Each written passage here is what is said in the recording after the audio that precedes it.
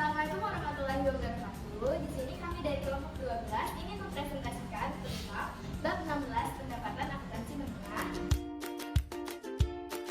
Sebelumnya, perkenalkan anggota kelompok kami. Yang pertama, Yudhistira Diana Kusuma. saya sendiri Nur Aisyah Lestari. Saya Dayan Aryanto. Saya akan menjelaskan konsep dasar pendapatan. Pendapatan berdasarkan PSAK 72, pendapatan adalah penghasilan yang timbul dari aktivitas normal entitas. Istilah yang digunakan pada PSAK 72, pendapatan dari kontrak dengan pelanggan. Kontrak adalah perjanjian antara dua pihak atau lebih yang menciptakan hak dan kewajiban yang dapat dipaksakan. Modifikasi kontrak adalah perubahan dalam ruang lingkup atau harga kontrak yang disetujui oleh para pihak dalam kontrak. Patton W. Littleton secara terperinci mengemukakan jumlah kontrak aset yang mengalir dari berbagai kejadian, transaksi atau keadaan berikut ini. Transaksi pendanaan yang berasal dari kreditur dan investor, laba yang berasal dari kegiatan investasi, hadiah, donasi atau temuan, revaluasi aset yang telah ada, penyediaan dan atau penyerahan produk, kegiatan utama dan sampingan entitas. Kegiatan utama yaitu menghasilkan produk atau jasa untuk mendatangkan laba dan bukan untuk membatasi jenis produk menjadi produk utama atau sampingan. Sedangkan kegiatan sampingan entitas juga merupakan sumber pendapatan dan disajikan secara terpisah dari kegiatan utama. Penurunan kewajiban. Pendapatan tidak hanya menaikkan aset seperti dijelaskan di atas, tetapi setelah menaikkan aset, pendapatan dapat menurunkan kewajiban. 5 tahap pengakuan pendapatan atas kontrak dengan pelanggan yang telah disyaratkan PSAK 72 untuk menilai suatu kontrak, yaitu identifikasi kontrak dengan pelanggan, kewajiban pelaksanaan, penentuan harga transaksi, alokasi harga transaksi terhadap kewajiban pelaksanaan, pengakuan pendapatan ketika entitas telah menyelesaikan kewajiban pelaksanaan. Pendapatan penjualan barang dan penyerahan jasa. Secara umum, kegiatan operasi utama entitas meliputi penjualan barang dan penyediaan jasa. Pendapatan dari penjualan barang diakui jika seluruh kondisi berikut terpenuhi. Entitas telah memindahkan resiko dan manfaat kepemilikan barang secara signifikan kepada pembeli. Entitas tidak lagi melanjutkan pengelolaan yang biasanya terkait dengan kepemilikan atas barang ataupun melakukan pengendalian efektif atas barang yang dijual. Jumlah pendapatan dapat diukur dengan andal. Kemungkinan besar manfaat ekonomi yang terkait dengan transaksi tersebut akan mengalir ke entitas, dan biaya yang terjadi atau akan terjadi sehubungan transaksi penjualan tersebut dapat diukur dengan andal. Penjualan bill and hold. Menurut PSAK 23/2018, pada bagian contoh ilustrasi 01 menyatakan bahwa penjualan bill and hold ketika pengiriman ditunda sesuai permintaan pembeli, tetapi pembeli mendapatkan hak milik dan menerima tagihan. Penjualan layaway. Penjualan layaway merupakan penjualan di mana barang akan dikirimkan oleh penjual pada pembeli ketika pembeli telah melakukan pembayaran angsuran terakhir dari rangkaian keseluruhan pembayaran angsuran.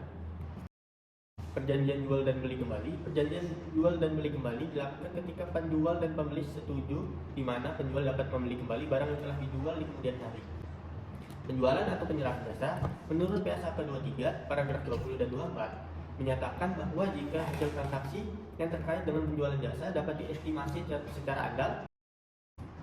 Baik, selanjutnya saya akan menjelaskan tentang pendapatan kontrak jangka panjang, di mana sesuai dengan PSAK nomor 72, pendapatan ini diakui ketika entitas telah menyelesaikan kewajiban pelaksanaannya kepada pelanggan. Entitas mengakui pendapatan ketika suatu entitas menyelesaikan kewajiban pelaksanaannya dengan mengalihkan barang atau jasa yang dijanjikan kepada pelanggan. Kemudian berdasarkan pengakuan pendapat sesuai dengan PSAK nomor 72 ini, dia memiliki kriteria yang dapat digunakan dalam menetapkan apakah suatu entitas bisa mengakui pendapatan sepanjang waktu ataupun satu waktu tertentu. Selanjutnya ada kontrak konstruksi, merupakan suatu kontrak di mana beberapa pihak ini bernegosiasi secara khusus untuk suatu aset konstruksi atau kombinasi aset yang saling berhubungan erat dalam rancangan, teknologi, dan fungsi serta tujuan pokok penggunaan aset. Apabila biaya inkremental yang terjadi diperkirakan pemulihannya setahun atau kurang dari setahun, maka akan diakui sebagai beban pada saat terjadinya kontrak tersebut. Selanjutnya, biaya kontrak yang terjadi ini terdiri dari biaya yang berhubungan langsung dengan kontrak tertentu. Yang kedua, ada biaya yang dapat didistribusikan pada aktivitas kontrak secara umum dapat dialokasikan pada kontrak tersebut. Dan yang ketiga ini ada biaya lain yang mana secara spesifik dapat ditagihkan ke pelanggan sesuai dengan isi kontrak Selanjutnya ada jenis-jenis biaya, bisa kalian lihat di sini. Ada biaya langsung, biaya yang dapat didistribusikan, ada biaya yang tidak dapat didistribusikan, serta ada biaya lainnya. Selanjutnya ada mode akuntansi kontrak konstruksi, di mana sistem pembayarannya ini dapat dibayarkan sebelum pekerjaan telah selesai atau biasanya setiap periodenya yang disesuaikan dengan tahun penyelesaian konstruksinya. Kemudian untuk konstruksi jangka panjang itu pembayarannya dilakukan setelah pekerjaannya selesai. Kemudian ada dua metode akuntansi yang digunakan untuk mengakomodir pilihan, yaitu yang pertama ada metode presentasi penyelesaian.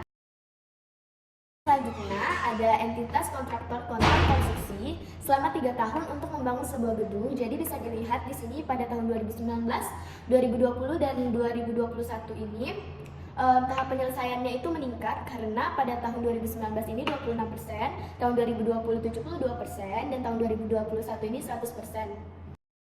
Tahun 2019 ini mencatat pendapatan dan beban kontraknya itu 2.340 juta rupiah, dan tahun 2020 itu mencatat pendapatan beban kontraknya itu 4.284 juta rupiah, serta pada tahun 2021 itu mencatat pendapatan dan beban kontraknya itu 2.576 juta rupiah.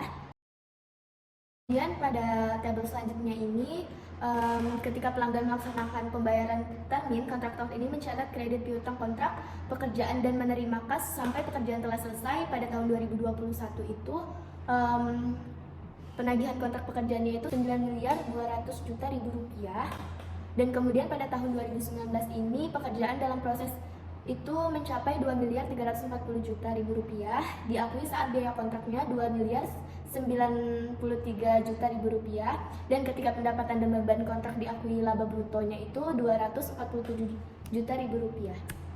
Kemudian tabel yang terakhir ini, pada tahun 2019 ini pendapatan atau biaya yang dikeluarkannya itu 2.093 juta rupiah. Pada tahun 2020 juga memiliki pendapatan 5.904 juta rupiah. Pada tahun 2021 memiliki pendapatan 9.200.000 rupiah. Jadi pada setiap tahunnya itu pendapatannya itu mengalami peningkatan. Selanjutnya metode pemulihan biaya, yaitu metode ini alternatif yang digunakan jika suatu estimasinya ini tidak dapat dilakukan dengan andal. Mengacu pada ilustrasi dalam metode presentasi penyelesaian perhitungan pendapat, beban dan laba bruto dalam metode pemulihan biaya yang ditunjukkan sebagai berikut. Selanjutnya akan dijelaskan oleh saudara Yudhistira. Selanjutnya adalah kerugian pada periode berjalan, yaitu di sini ilustrasi tabelnya. Kerugian diakui tahun 2020 sebesar 79 juta rupiah. Kontraktor mencatat kerugian tahun 2019. Kerugian tahun 2020 dicatat dengan mengkreditkan pekerjaan dalam proses sehingga mengurangi laba bruto selama periode konstruksi. Pendapatan pada tahun 2020 yaitu 3.732 juta rupiah. Dan laporan laba rugi pada tahun 2019, 2020, 2021 ialah pendapatan kontrak itu mendapatkan totalnya 9.200 juta rupiah, beban kontrak yaitu 8.945 juta rupiah, dan laba bruto yaitu 255 juta rupiah. Selanjutnya adalah kerugian atas kontrak yang tidak menguntungkan. Kontraktor harus melakukan revisi estimasi biaya untuk penyelesaian konstruksi tahun 2020. Penyelesaiannya di bawah sini ya. Selanjutnya ilustrasi menggunakan metode presentasi yang di sini. Selanjutnya pendapatan penjualan cicilan. Penjualan dengan pembayaran cicilan memungkinkan pengakuan pendapatan sejak tanggal penjualan, sementara laba dan penjualan cicilan diakui seiring dengan penerimaan pembayaran. Metodenya menghindari resiko kerugian piutang tak tertagih pada penjualan cicilan, dengan laba diakui ketika pembayaran cicilan diterima setiap periode, bukan pada periode penjualan. Selanjutnya penyajian kontrak dalam laporan posisi keuangan sebagai aset kontrak atau liabilitas kontrak bergantung pada hubungan antara kinerja entitas dan pembayaran pelanggan. Dan yang terakhir pengungkapan. Agar entitas mengungkapkan informasi yang cukup, kemungkinan penggunaan laporan keuangan memahami sifat, jumlah, waktu, dan ketidakpastian pendapatan dan arus kas yang timbul dari kontrak dengan pelanggan. Sekian dari kelompok kami, semoga materi kami bermanfaat untuk kalian semua dan mudah dipahami. Wassalamualaikum warahmatullahi wabarakatuh.